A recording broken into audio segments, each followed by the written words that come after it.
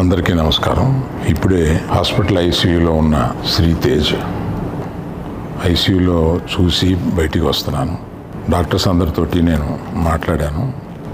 అబ్బాయి రోజు రోజుకి రికవర్ అవుతున్నారు. లాస్ట్ 14 డేస్లోనూ, పర్టికులర్ లాస్ట్ 10 డేస్లో రికవరీ కనపడుతుంది.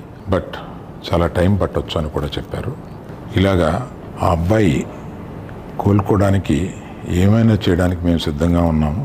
అది కాకుండా ప్రభుత్వం కూడా వచ్చి మేము దీన్ని తీసుకుంటాము, ఈ అబ్బాయిని సంపూర్ణ ఆరోగ్యంతో చూడడానికి ప్రభుత్వం కూడా ముందు రావడం చాలా అభినందనీయం. చాలామంది అభిమానులు కానీ, బంధువులు కానీ, మిత్రులు కానీ అల్లు అర్జున్ ఎందుకు హాస్పిటల్కి వెళ్ళలేదు అని అడుగుతున్నారు. దానికి కారణం చెప్తాను. స్టాంపీడ్ జరిగిన రోజు మరుసటి రోజు మార్నింగే అల్లు అర్జున్ వద్దామని అనుకుంటే హాస్పిటల్ అధికారులు నిన్నే కదా జరిగింది, ఇవాళ ఈ హాస్పిటల్కి వచ్చి ఇక్కడ ఇంకొక ఇన్సిడెంట్ని ఎందుకు అవాయిడ్ చేయమని చెప్పి అడిగారు. కరెక్టే కదా అనిపించింది. రాలేకపోయారు. ఆ రోజునే కేసు పడింది.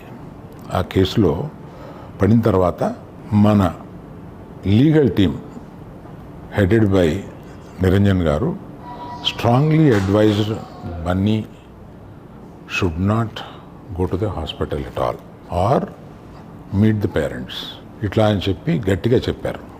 ఆ తర్వాత మేము రావడానికి అనేక నిబంధనలు, మళ్ళీ నేను ప్రభుత్వాన్ని పర్మిషన్ అడిగాను.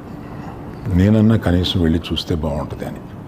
ఎందుకంటే ఓ రోజు బన్నీ బాధపడుతూ నేను చూడలేకపోయాను, నువ్వన్నా వెళ్ళి చూసిరా డాడీ అని అడిగాడు. నేను ప్రభుత్వాన్ని అడిగితే వారు పర్మిషన్ ఇచ్చారు.